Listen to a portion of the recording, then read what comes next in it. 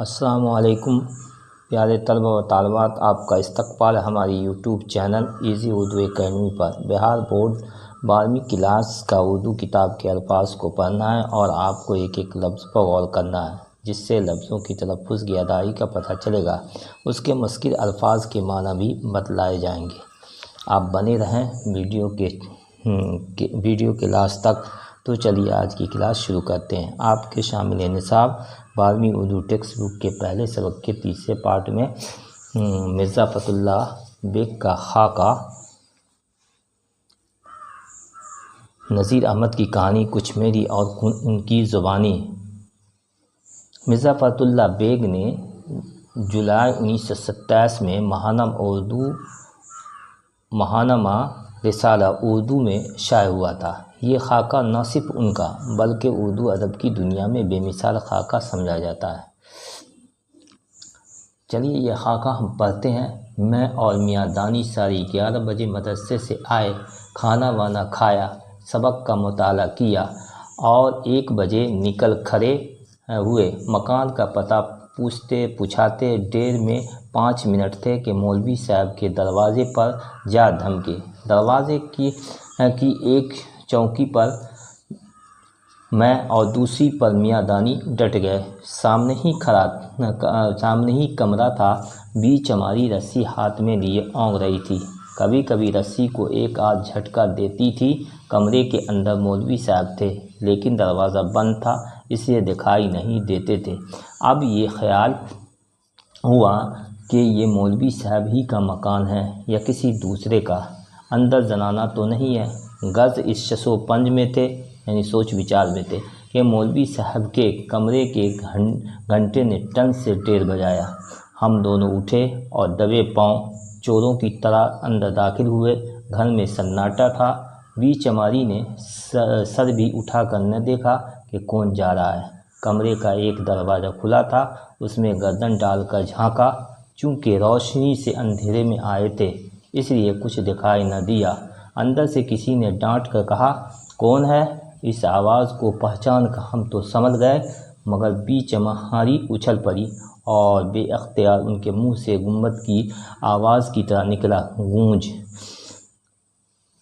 کون ہے؟ میں نے کہا، میں اور دانی۔ مولوی صاحب نے کہا، آؤ بیٹا اندر آؤ۔ مولوی صاحب فوراً پلنگ پر اٹھ بیٹھے اور تہمت کو سنبھالتے ہوئے نیچے اتر آئے۔ پوچھا کہ کیا پڑھتے ہو؟ ہم نے کتاب پیش کی۔ تھوڑی دیر تک الٹ پلٹ کر دیکھتے رہے۔ اس کے بعد کہا، بھائی ایک کتاب میرے لیے بھی لیتے آنا۔ ہم نے اپنی ایک کتاب ان کو دے دی اور دوسرے سے دونوں نے مل کر کام نکالا۔ کب پڑھایا اور کس طرح پڑھایا اس کا میں آئندہ ذکر کروں گا۔ ہاں یہ ضرور ہے کہ جب پڑھ کر اٹھے تو سب کچھ یاد تھا، مگر دماغ پر کسی قسم کا بار نہ تھا۔ خوشی خوشی گھر آئے۔ چلو اللہ دے اور بندہ لے۔ ہم نے بھی کالج میں مولوی صاحب کی تعریف کے پل باندھ دیے، یہاں تک کہ یہ آواز ہندو کالج کے طلبہ کے کان تک پہنچی۔ وہاں کے ایک طالب علم مسٹر رضا کے دل میں گدگدی اٹھی۔ وہ آئے، ہم سے ملے اور کہا، بھائی میں بھی تمہارے ساتھ چلوں؟ مولوی صاحب انکار تو نہ کریں گے؟ ہم نے کہا، چلو اور ضرور چلو۔ مولوی صاحب کا کیا بگڑتا؟ 2 کا نہ پڑھایا یا 3 کو پڑھایا؟ انہوں نے کہا، نہیں پہلے مولوی صاحب سے پوچھ لو۔ ہم نے کہا، یار چلو بھی، اگر انہوں نے کچھ کہا تو ہمارا ذمہ۔ وہ راضی نہ ہوئے اور یہی کہا کہ پہلے پوچھ لو۔ اس عرصے میں ہماری ہمت مولوی صاحب کے سامنے بڑھ گئی تھی۔ دوسرے دن جاتے ہی رضا کا ذکر کیا۔ انہوں نے کہا، لیتے کیوں نہیں آئے؟ ہم نے کہا، وہ ذرا شرمیلے ہیں، بغیر اجازت آنا نہیں چاہتے۔ انہوں نے کہا، طالب علم شرمیلا ہوا اور ڈوبا۔ خیر کل ضرور ساتھ لانا، ذرا ان کا بھی رنگ دیکھ لوں۔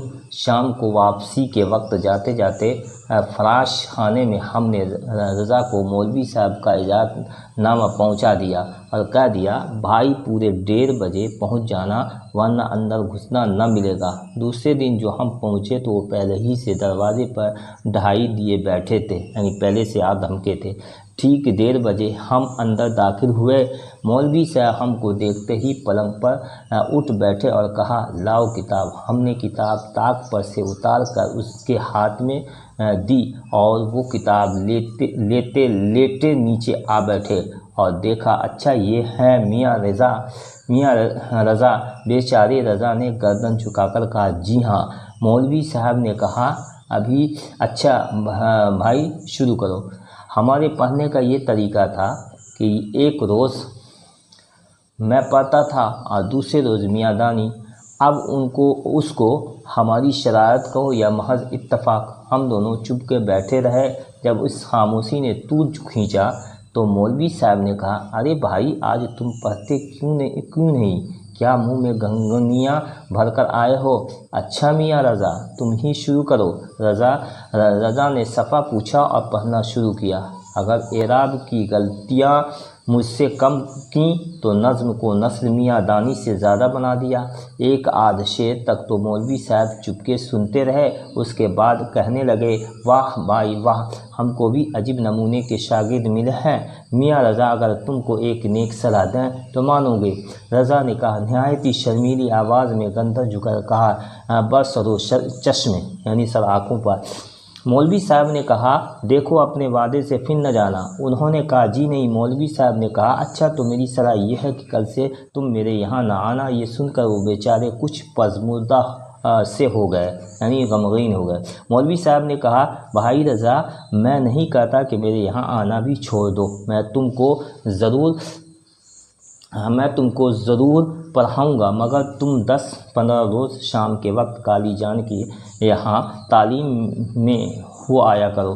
اتنے دنوں کے آنے جانے میں تمہارے کانوں کو نظم اور نثر کا فرق معلوم ہونے لگے گا۔ بھائی مجھ سے تو شعروں کے گلے پر چھری پھیرتے دیکھا نہیں جاتا۔ بیچارے متنبی کو کیا خبر تھی کہ بتاشوں کی گلی میں نذیر احمد کے کمرے میں اس کے اشعار مولوی رضا صاحب اس طرح حلال کریں گے۔ بیچارے رضا کے سر پر گھروں پانی پڑ گیا۔ خدا کر کے سبق ختم ہوا اور ہم سے رخصت ہوئے۔ راستے سے ہم نے ان کو بہت بنایا۔ دوسرے روز سے وہ ایسے غائب ہوئے کہ پھر شکل نہ دکھائی۔ مسٹر رضا کی حیا کا حال تو سن چکے ہیں، اب ہماری بے حیائی کی داستان سنیے۔ میری صرف نحو بہت کمزور تھی، اور کمزور کیوں نہ ہوتی، شروع کیے ہوئے کے دن ہو گئے تھے۔ اعراب میں ہمیشہ غلطی کرتا تھا، نثر کو تو سنبھال لیتا تھا مگر نظم میں دقت پڑتی تھی۔ شعر خود بھی کہتا تھا، دوسروں کے ہزاروں شعر یاد تھے، اس لیے شعر کو تختی سے گننے نہ دیتا تھا۔ میاں دانی کی حالت اس کے بالکل برعکس تھی۔ وہ اعراب کی غلطی نہ کرتے تھے مگر شعر کو نثر کر دیتے تھے، سکتے تو کیا جھٹکے پڑ جاتے تھے۔ مولوی صاحب ہم دونوں کے پڑھنے سے بہت جذبیز ہوتے تھے، یعنی ایک دن یہ ہوا کہ میرے پڑھنے کی باری تھی، میں نے ایک شعر پڑھا، معلوم نہیں کہاں کے اعراب کہاں لگایا۔ مولوی صاحب نے کہا کیا پڑھا؟ میں سمجھا کہ اعراب میں کہیں غلطی ضرور ہوئی ہے، تم اعراب بدل کر شعر موضوع کر دیا۔ انہوں نے پھر بڑے زور سے ہوں کی، ہم نے پھر اعراب بدل دیے، اس سے اس کو غصہ آ گیا، کہا دانی تم پڑھو۔ انہوں نے شعر کو گلا ہی گھونٹ دیا، خاصے بھلے چنگے شعر کو نثر بنا دیا۔ اب کیا تھا، مولوی صاحب کا پارہ 110 ڈگری پر چڑھ گیا۔ کتاب اٹھا کر جو پھینکی تو کمرے سے گزر دالان میں ہوتی ہوئی صحن میں پہنچی اور نہایت ہی غصیلی آواز میں کہا نکل جاؤ، ابھی میرے گھر سے نکل جاؤ، نہ تم مجھ سے پڑھنے کے قابل ہو اور نہ میں تمہارے پڑھانے کے لائق۔ دانی نے میری طرف دیکھا، میں نے دانی کی طرف دیکھا۔ انہوں نے آنکھوں ہی آنکھ میں کہا چلو، میں نے آنکھوں ہی آنکھ میں جواب دیا ہرگز نہیں۔ انہوں نے اٹھنے کا ارادہ کیا، میں نے ان کا زانو دبا دیا۔ مولوی صاحب کی یہ حالت تھی کہ شعر کی طرح بفر رہے تھے۔ आखिर जब देखा तो ये लौंडे टस से मस नहीं होते तो कहने लगे अब जाते हो या नहीं। मैंने कहा मौलवी साहब जब तक कोई धक्के देकर न निकालेगा उस वक्त तक तो हम जाते नहीं, और जाएंगे तो अभी फिर आ जाएंगे। मौलवी साहब ने जो ये बेहाई देखी तो ज़रा नर्म हुए, कहने लगे अच्छा नहीं जाते तो जाते हो तो न जाओ, मगर मैं एक हर्फ तुमको न पढ़ाऊँगा। मैंने कहा न पढ़ाइए, मगर बगैर पढ़े हम यहाँ से न टले हैं, न टलेंगे। कहने लगे बेटा इस वक्त मेरी तबीयत ख़राब हो गई है, अब चले जाओ, कल आ जाना। दानी ने सच जाना। मैं समझा इस वक्त उठे और मौलवी साहब हाथ से गए। दानी उठ खड़े हुए, मैंने पकड़ कर उनको बैठा लिया। मौलवी साहब ये तमाशा देखते रहे। मैंने कहा मौलवी साहब पढ़ेंगे तो आज पढ़ेंगे तो इस वक्त पढ़ेंगे, पढ़ाना तो पढ़ाइए, वरना हमें यहाँ से न जाना है, न जाएंगे। आखिरकार हम जीते और मौलवी साहब हारे। कहने लगे खुदा महफूज रखे तुम जैसे शागिर्द भी किसी के न हो। शागिर्द क्या हुए, उस्ताद के उस्ताद हो गए। अच्छा भाई मैं हारा, अच्छा खुदा के लिए किताब उठा लाओ और सबक पढ़कर मेरा पिंड छोड़ो। देखो कौन सा दिन होता है कि मेरा तुम से छुटकारा होता है। मैं जाकर सहन में से किताब उठा लाया और मौलवी साहब जैसे थे वैसे के वैसे हो गए। कहा करते थे अगर इस दिन तुम चले जाते तो मेरी घर में घुसना नसीब न होता। मैं तुम्हारे शौक़ को आजमाता था, मगर तुमने मुझे ही आजमा डाला। खुदा ऐसे शागिर्द सबको नसीब करे। ये बेहयाई नहीं मियाँ, ये शौक़ है इल्म का। जिसको चस्का होता है वो बुरी भली सभी कुछ सुनता है। बदशौक़ भाग निकलते हैं और शौकीन उस्ताद को दबा लेते हैं। ये थे मिर्ज़ा फ़रतुल्लाह बेग के खाका नज़ीर अहमद की कहानी, कुछ मेरी और कुछ उनकी ज़ुबानी। इससे हम बहुत कुछ सबक ले सकते हैं। उम्मीद है कि आप लोग समझ गए होंगे। अच्छा लगा हो तो लाइक और शेयर दोनों कर देंगे। खुदा हाफिज़। अस्सलाम वालेकुम।